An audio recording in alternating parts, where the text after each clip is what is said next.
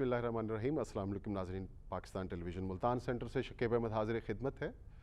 ناظرین کرام، انسانی زندگی میں جو پہلو انسانی شخصیت کی نشو و نما میں سب سے اہم کردار ادا کرتے ہیں، ان میں سے ایک انتہائی اہم پہلو تعلیم کا ہے، اور پوری دنیا میں یہ ایک مسلمہ حقیقت ہے کہ تعلیم وہ ایک ایسی چیز ہے، ایک ایسی اینٹیٹی ہے کہ جو انسانی معاشروں کی ترقی میں بیک بون کا کردار ادا کرتی ہے۔ تعلیم جب ہم دیتے ہیں اپنے بچوں کو، اپنے طالب علم کو، مختلف فورم سے دے رہے ہوتے ہیں، اس کے مختلف انسٹیٹیوشنز ہیں، گھر سے لے کر اور ایک یونیورسٹی کے لیول تک تعلیمی ادارہ ہی ہے ماں کی گود سے لے کے اور ایک جامعہ۔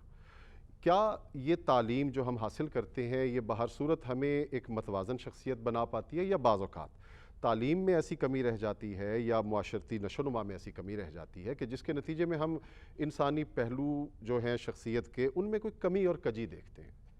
ہم یہ دیکھ رہے ہیں کہ پچھلے کئی سالوں سے ایک ایلیگیشن جو آ رہا ہے وہ یہ ہے کہ جی ماڈرن ایجوکیشن کے جو انسٹیٹیوشنز ہیں وہ بھی انتہا پسندی کے جو مذہبی پہلو ہیں اور مذہب کا جو انتہا پسندانہ جو ایک عنصر ہے اس کو روکنے میں شاید ناکام ہے۔ ایک پہلے یہ بات کی جاتی تھی کہ دینی مدارس جو ہیں، جو ریلیجیس ایجوکیشن دیتے ہیں، وہ ذمہ دار ہیں، لیکن کچھ واقعات ایسے ہوئے کہ جس میں ایسے تعلیمی اداروں کے بچے شامل تھے جو انتہائی جدید تعلیم کے، اور جن کو کہا جائے کہ جو تعلیم کی پیک کے ادارے ہیں، جامعات ہیں، یونیورسٹیز ہیں، ان کے اسٹوڈنٹس بھی تھے۔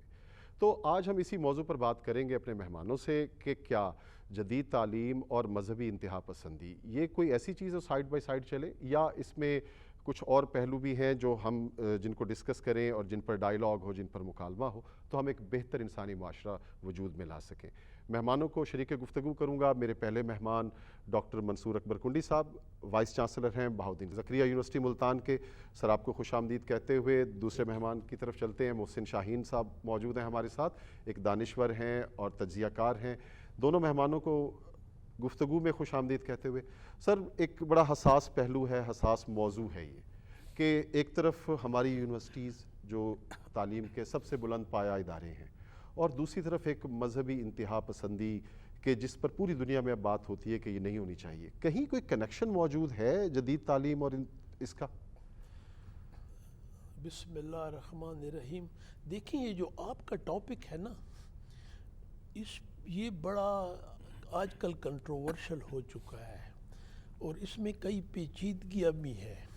میں تھوڑا آپ کو بیک گراؤنڈ سمجھا دوں کہ گریک سے جو نالج شروع ہوا تو سوکریٹس نے کہا کہ نالج از ورچو، اور ورچو نالج ہے۔ تو علم جو پرانی کتابیں تھیں اور قرآن پاک پہ ختم ہوئیں تو سارے انہوں نے علم کا کہا۔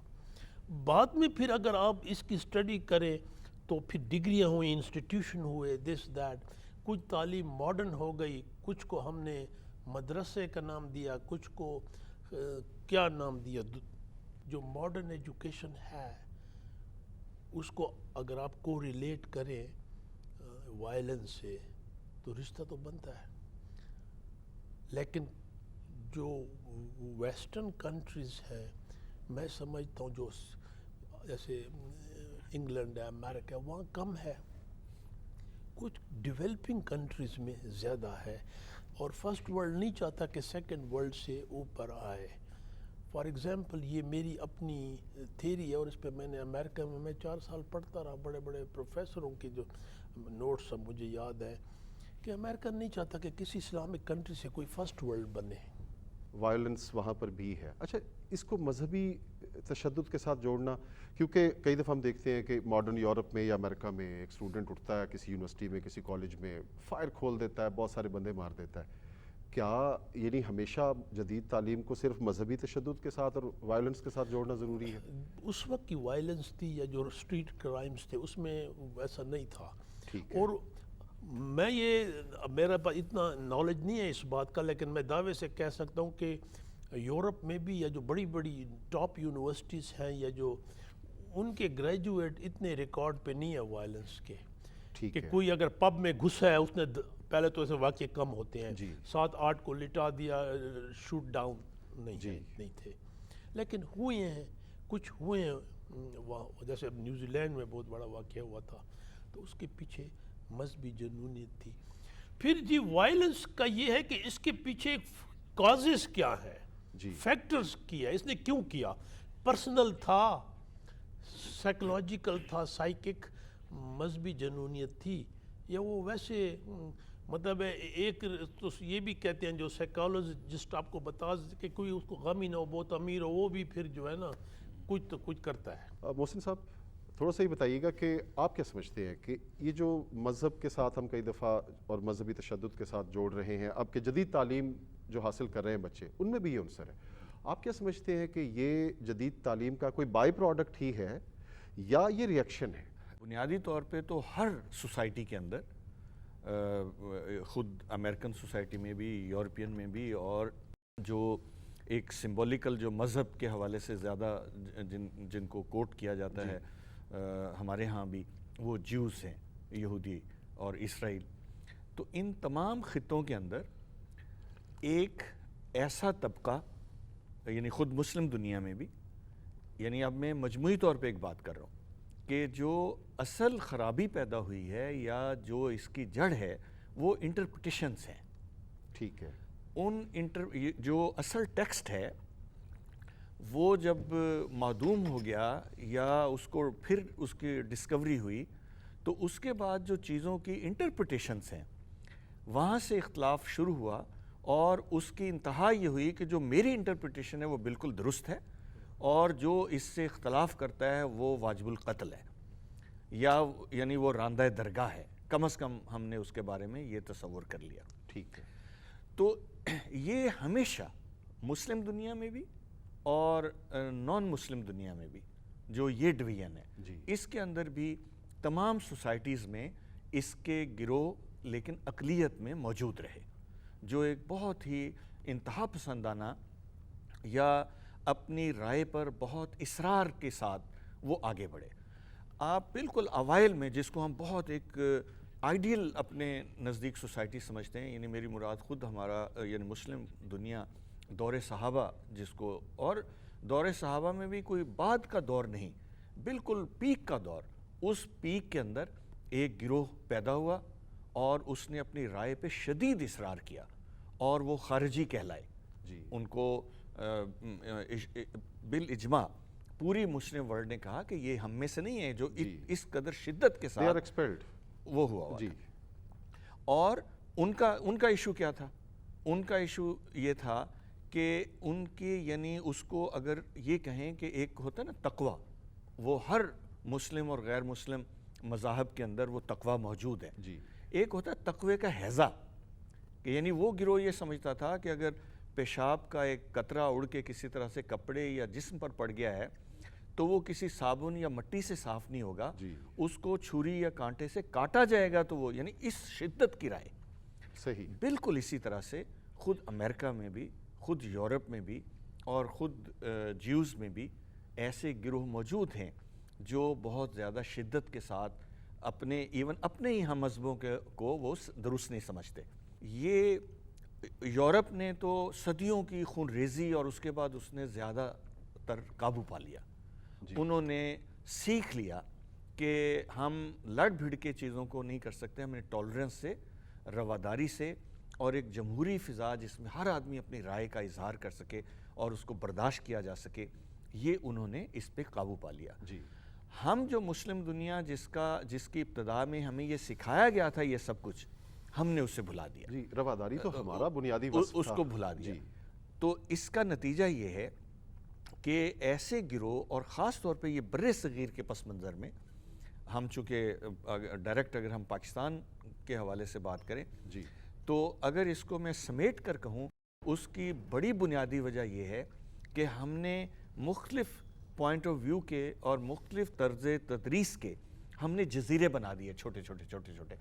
उन जज़ीरों के अंदर जब लोग गए और फिर उसको किसी भी वजह से कुछ फोर्सेस ने, कुछ ताकतों ने, वो बाहर हैं या अंदर हैं, हम अभी ये बहस नहीं कर रहे, लेकिन उनकी वजह से उनको प्रोजेक्ट किया गया, उनकी प्रोटेक्शन की गई और उसको वुसअत दी गई।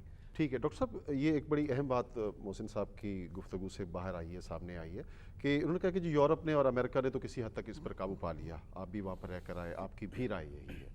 आप अब इस वक्त मुल्क के एक लीडिंग इंस्टीट्यूशन को اور انسٹیٹیوٹ کو آپ لیڈ کر رہے ہیں، آپ کیا سمجھتے ہیں کہ ان اداروں کے ذریعے ہم اس پر کیسے کوئی قابو پانے کی کچھ شعوری کوشش کر رہے ہیں؟ جو بہاؤدین زکریا یونیورسٹی ہے، یہاں میں نے ایک چیز دیکھی ہے کہ یہاں اتنی مذہبی تشدد یا مذہبی ایکسٹریمزم نہیں ہے. ہاں ڈفرینسز ہیں، پولیٹیکل زیادہ ہے، ایتھنک یہاں کم ہے، لنگول بھی اتنے زیادہ نہیں ہیں لیکن کم ہے، ٹھیک ہے، اور مذہبی بھی ہے لیکن کم ہے. میں خود پریکٹسنگ مسلمان ہوں اور ایم پراؤڈ آف اٹ. مذہب جو ہے نا اوور آل وہ تشدد وائلنس نہیں سکھاتے. دیکھیں کوئی، میں اکثر یہ بات اب ریپیٹیشن ہو رہی ہے، کوئی مذہب ایسا ہے کہ وہ کہ زنا حلال ہے یا چوری حلال ہے. اسلام نے تو آپ کو 4 شادیوں کی گنجائش دی ہوئی ہے نا قرآن میں. یا کوئی مذہب یہ کہتا ہے کہ پڑوسی کو تنگ کرو یا ہومو سیکسوالٹی جائز ہے. مذہبوں کی جو بڑی بڑی رائے وہ تو ایک ہے، اب اس کے پیچھے کئی فیکٹرز ہیں. میں نے ایک کافی لکھا مینورٹیز پہ، میں نے بلوچستان پہ 2 کتابیں لکھی. I'm a writer. یہ جو پٹھان بلوچ کا بیلٹ ہے اس میں ہندو بالکل اب وائپ آؤٹ ہے. ٹھیک ہے، میں دعوے سے کہہ سکتا ہوں کہ اتنی مذہبی ہی وہ نہیں تھی، وہ میٹیریلسٹک تھی، پراپرٹی، اکنامک ریزن. ٹھیک ہے، یہ جو اب کوئٹہ میں ہوا ہزارہ، اور یہ جی میں ہزارہ کمیونٹی پہ ریسرچ کی، بڑے محنتی لوگ ہیں، جی، فارسی سپیکنگ، ان کا اپنا ایک کلچر، کچھ ایران ریولوشن سے امپریس ہوئے. یہ بڑا رائز کر رہے تھے پراپرٹی پہ. ان کی دکانوں پہ زیادہ سیل، ان کی پہلی جو فائٹر پائلٹ ہے بلوچستان سے فیمیل وہ ہزارہ تھی، فالوڈ بائی پٹھان لڑکی. ٹھیک ہے، تو میں سمجھتا ہوں کہ مذہب کے سے زیادہ وہ دوسرے فیکٹرز تھے. معاشیات کا پہلو بھی اس میں موجود جو ہے، ہو رہا معاشیات کا ہے، عنصر بھی ہے. جو اینڈڈ اپ ان وائلنس. پھر اس کے پیچھے کانسپیریسی تھیری. بات یہ ہے کہ آپ نے جو برائی یا جو پرابلم ہے اس کے روٹ کاز کو تو کرنا ہے. جی، تو صرف میں سمجھتا ہوں مذہب نہیں ہے، اور فیکٹرز بھی تھے جس میں پھر پولیٹیکل آ گئے. پھر مذہب کا پولیٹیکل یوز جو ہے، جی، دیکھیں دنیا میں جہاں کہیں مذہب کا پولیٹیکل یوز ہوا ہے اس سے وائلنس بڑھی ہے. پاکستان کو چھوڑ دو، کسی ملک کو. جی، اب انڈیا میں دیکھو، انڈیا کی جمہوریت اتنی بڑی جمہوریت ہے، 47 سے شروع ہوئی. آج ساری ویسٹرن اسکالر کہتے ہیں کہ غلط ہو رہا ہے. مودی کی پالیسی ایکسٹریمزم، جی، دیکھیں مودی کی پالیسی میں مذہبی ایکسٹریمزم تو ہے. موجود. اور ایک اور بات ہے، اس پہ ہم نے ریسرچ نہیں کی. کچھ سوسائٹیاں جب ماڈرنٹی کی طرف جاتی ہیں اور صحیح ماڈرنٹی نہ ہو، یا یہ جو کلاسز 3 قسم کی ہوتی ہیں. ایک ہوتی ہے پارٹیسپینٹ کلاس. جی، آسٹریا یا بڑی بڑی ویسٹرن کنٹریز، جمہوریت آپ کو پارٹیسپینٹ کلاس کی طرف ووٹ دیں، اخبار میں لکھیں، آپ بول سکتے ہیں، جگہ ہوتی ہیں. جی، ایک ہوتی ہے پیروکیل کلاس، جو آج سے ہماری 25-30 سال پہلے پیروکیل تھی. آپ کو یاد ہے، آپ چھوٹے ہوں گے، روڈ پہ تھانے دار تھپڑ شروع کر دیتے. آج کوئی مار کے تو دکھائے، وہ سارے پڑ جاتے ہیں اس کو. بالکل ایسا ہی ہے. میں نے دیکھا تھا جو کہ ڈیرہ بگتی کا جو عام، وہ اس میں وہ سینس آف فرسٹریشن نہیں تھی. جو آ کے ایم اے ہسٹری کرتا تھا، ایم اے انگلش لڑکا، جی، وہ کینٹین پہ بیٹھ کے سگریٹ وہ کہتا جی ہمارا ظلم ہو رہا ہے، کاش کہ میں بدلہ لے سکوں. جی، تو پیروکیل کلاس جی سے ہم ایلین کلاس کی طرف آئے ہیں. ٹھیک ہے، اب ہمیں ایلین کلاس کو پارٹیسپینٹ بنانے کے لیے، ہمیں پاکستان کی مثال دے رہا ہوں، ہمیں جمہوریت، لوکل باڈیز، اچھے جوڈیشل انسٹیٹیوشن جہاں انصاف ملے، ایڈمنسٹریٹو گڈ گورننس، ورنہ یہ ایلین کلاس بڑھے گی. میں نے اپنی آنکھوں سے دیکھا کراچی میں، قصور تھا پیدل چلنے والے کا، لگ گیا بندل، انہوں نے سب نے اکٹھے ہو کے بس چلا دی. میں پی ایچ ڈی ہوں پولیٹیکل سائنس میں، تو پولیٹیشین تو نہیں ہوں میں. یہ ہم کیا میسج جا رہا ہے، جی، جو زبان یوز ہو رہا ہے، یہ کس کی طرف سے بھی irrespective آف.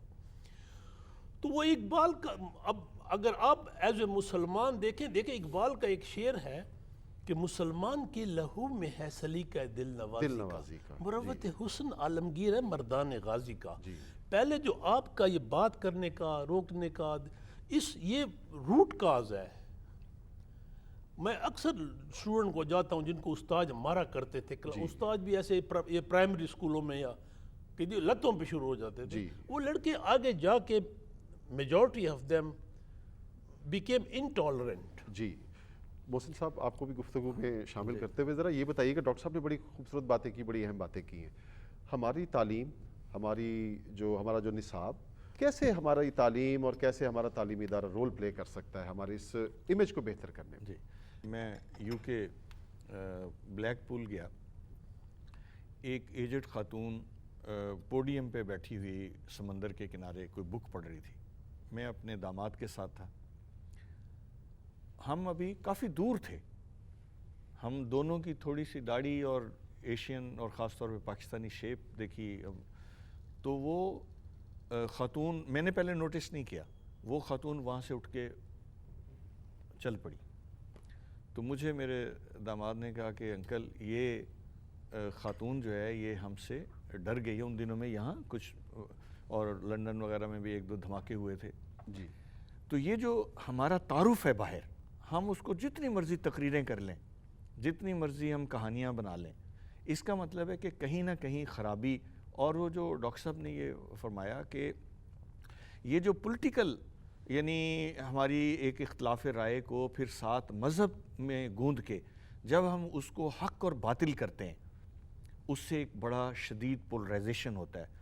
جب ہم سخت زبان استعمال کرتے ہیں اپنے مخالفین کے لیے اور گالم گلوچ تک آتے ہیں، اس کا نتیجہ یہ ہوتا ہے کہ ایک یعنی ill mannered اور ایک انٹالرنٹ سوسائٹی جو ہے وہ بننا شروع نہیں ہوتی، وہ اپنے پورے جوبن پہ چلی جاتی ہے.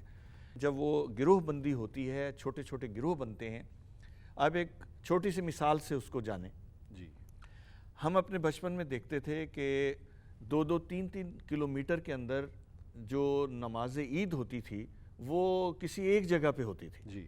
ہمارے ہاں سوسائٹی کا یہ کلچر تھا. دیہات میں ایک جامع مسجد کا تصور ہی نہیں تھا. یہ سمجھا جاتا تھا کہ جی وہ باقی تو ساری نمازیں ہوں گی، لیکن وہ جمعہ کی نماز وہ شہر کی یا قصبے کی مسجد میں ادا کریں. مرکزی جامع مسجد. یہ ٹھیک ہے کہ ایک اس کے رد عمل میں دلیل ہے کہ جی آبادی بہت بڑھ گئی ہے. تو یہ بھی تو ایک بہت بڑا مسئلہ ہے. جی.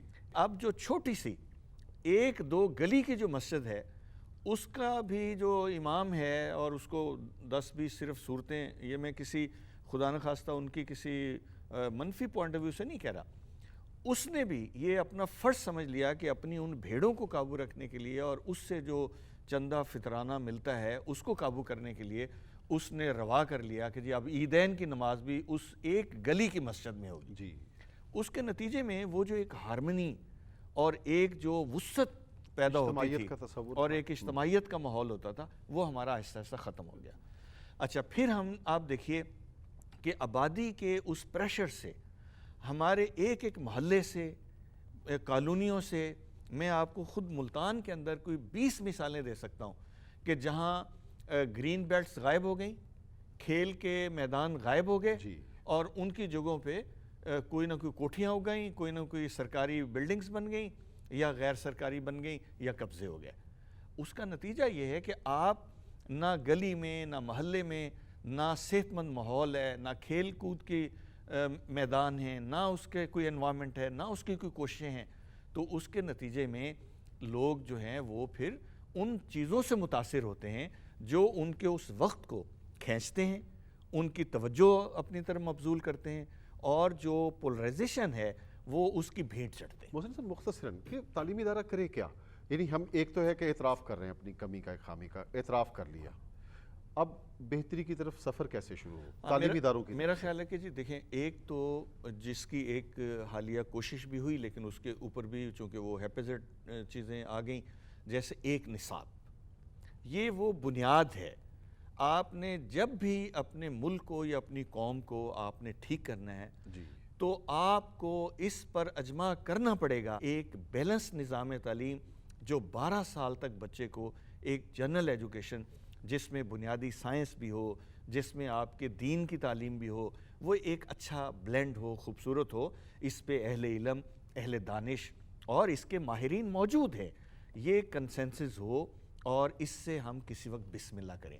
یہ واحد پہلی بنیاد ہے، یہ پہلی اینٹ ہے کہ اگر ہم ایسا نہیں کریں گے تو اس کے نتیجے میں یہ جو چھوٹے چھوٹے جزیروں میں کوئی 20-25 قسم کے پروڈکشن ہو رہی ہے اذہان کی، ذہن بن رہے ہیں ڈیفرنٹ قسم کے، وہ ایک قوم نہیں بن سکتے.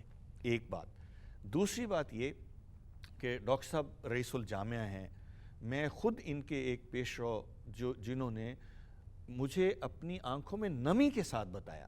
انہوں نے کہا کہ میں 4 کلاسز میں گیا، ماسٹرز کی کلاسز میں، اور میں نے بچوں سے اور بچیوں سے پوچھا کہ جو ہمارا سب سے اور اس روئے زمین پہ سب سے بہترین رول ماڈل ہے محمد مصطفیٰ صلی اللہ علیہ وسلم، ہمارے پیغمبر، کیا آپ میں سے کسی نے ان کی سیرت کے بارے میں ایک جامع یا مکمل کتاب، یعنی سبجیکٹس یا چھوٹے چھوٹے کوئی کتابچے یا مضمون نہیں، کوئی ایک جامع کتاب سیرت کی پڑھی ہے؟ وہ کہتے ہیں کہ میں آپ کو حلفاً کہہ سکتا ہوں کہ ان 4 کلاسز میں ایک بچی یا بچے نے بھی ہاتھ کھڑا نہیں کیا تھا. ٹھیک ہے. اب دیکھیں کہ ہم گریجویشنز تک چلے گئے، پوسٹ گریجویشن تک چلے گئے، نہ گھر میں نہ ہمارے سسٹم نے اس نے وہ رول ماڈل اس کو پڑھایا ہی نہیں اور سکھایا ہی نہیں کہ وہ اپنی زندگی میں اس کو برتنا شروع کرے. اور آخری بات یہ کہ یہ جو ہمارے ہاں یہ سارا سلسلہ جس کی ہم اس وقت جس پہ گفتگو کرنے کے لیے بیٹھے ہیں، کہ اس کے اندر تعلیم، مجرد تعلیم، یہ بھی جتنی ہم اس کو پھیلائیں گے. اب آج بھی خود سرکاری اعتراف ہے کہ پاکستان میں 2.5 کروڑ بچے، یہ پورے پاکستان میں نہیں بلکہ صرف پنجاب میں تقریباً 2.5 کروڑ بچے تعلیم گاہوں سے باہر ہیں. اور باقی جو ہم گنتے ہیں ان میں صرف جو اپنا نام لکھنا پڑھنا پڑھ لیتا ہے یا کوئی قرآن شریف پڑھ لیتا ہے، ان کو بھی ہم پڑھا لکھا گنتے ہیں. تو اس وجہ سے میں سمجھتا ہوں کہ جس طرح سے وہ کہا گیا ہے کہ فلاں چیز اگر ہو تو پھر اس کا کیا علاج ہے؟ محبت. پھر اگر کمی ہو تو پھر اور محبت، پھر اور محبت. تو اس ناسور کا علاج بھی ہے کہ تعلیم، پھر اور تعلیم، اور پھر اور تعلیم. استاد should be a role model, وقت پہ آئے، جو اپنی کلاس لے، کلاس اور کلاس کے باہر اس کا ایک رول ہوتا ہے. اور آپ کو میں بتاؤں یہ ویسٹ میں اسلام بڑا پاپولر ہوا ہے بیکاز آف اٹس ورسٹیلٹی، اور یہ بڑا فلیکسیبل ہے. میرا خود ایک روم میٹ تھا یونیورسٹی آف ایریزونا میں، 3 مہینے میرے سیمسٹر تھا، پادری لیکن ینگ فیوچر کا، لیکن وہ میرا روم میٹ بن گیا تھا. ایک کمرے میں 2. وہ ایک دن مجھے خود کہتا تھا یہ جو آپ نے 4 وائفز کا آپ کا ہے نا، یہ کہتے ہیں بالکل کبھی آپ کی وائف کرپل ہو جائے. اور تو بات یہ ہے کہ جو اسلام کی خوبصورتی ہے یا کسی مذہب کی خوبصورتی ہے، دیکھیں if you are a Christian and you don't become a good Christian، فائدہ تو نہ ہوا. بات تو وہی پرانی تھی، مذہب تو یہ آپ کو نہیں سکھاتا دوسرے کو ناجائز قتل کرو. تو بات یہ ہے کہ یہ ہمارے جو یونیورسٹیوں کے ٹیچرز ہیں ان پہ بڑی ذمہ داری ہے. دیکھیں بات شروع ہوتی ہے سکول سے. ہمارا ایک کوٹیشن ہے، اب تو کافی پاپولر ہو گیا، nations are built and destroyed in class rooms. اگر ہمارے مغل بارادریاں نہ بناتے نا، ایک لاہور میں انجینئرنگ سکول بنا دیتے تو آج وہ بڑی یونیورسٹی ہوتی. بالکل. یا تاج محل کا کوئی فائدہ نہیں ہے اگر اس کی جگہ ایک کوئی ماڈرن اس وقت کی. تو یونیورسٹی، سکول، کالجز، یہاں سے بچہ نکلتا ہے تو ان کا بڑا رول ہے، اور اس میں مین رول جو ہے نا آپ کی ٹیچرز کا ہے. ڈاکٹر صاحب ہمارے پروگرام کا وقت کیونکہ محدود تھا اور مختصر تھا، وہ اب اختتام پذیر ہے. بہت ساری باتیں ہو سکتی تھی، موضوع ایسا ہے کہ جس پہ گھنٹوں بولا جا سکتا ہے، لیکن پروگرام کا وقت ختم ہو رہا ہے. ڈاکٹر منصور اکبر کنڈی صاحب، آپ کا بہت شکریہ، آپ آئے اور اتنی خوبصورت باتیں کی اس حساس موضوع پر. محسن شاہین صاحب، آپ کا بھی شکریہ، اور آپ لوگوں سے بڑی جسے کہیں کہ فروٹفل ڈسکشن ہوئی اس ٹاپک پر. ناظرین، آپ نے گفتگو سنی. ہمارے ساتھ ایک دانشور اور ایک استاد موجود ہیں جو رئیس جامعہ بھی ہیں. تو اس گفتگو سے جو نتیجہ نکل رہا ہے وہ یہی ہے کہ تعلیم کا بنیادی مقصد تو یہی ہے کہ ہم ایک متوازن شخصیت بنائیں، اور اپنے ارد گرد کے جو معاشرہ جس میں ہم رہتے ہیں، جہاں ہم موو کرتے ہیں، ہم اس کے لیے مفید بھی ہوں اور مثبت بھی ہوں. اللہ تعالیٰ سے یہی دعا کی جا سکتی ہے کہ ہم اپنی تعلیم کو بہترین انسان بننے کے لیے بھی استعمال کر سکیں. شکیب احمد کو دیجیے اجازت. اللہ حافظ.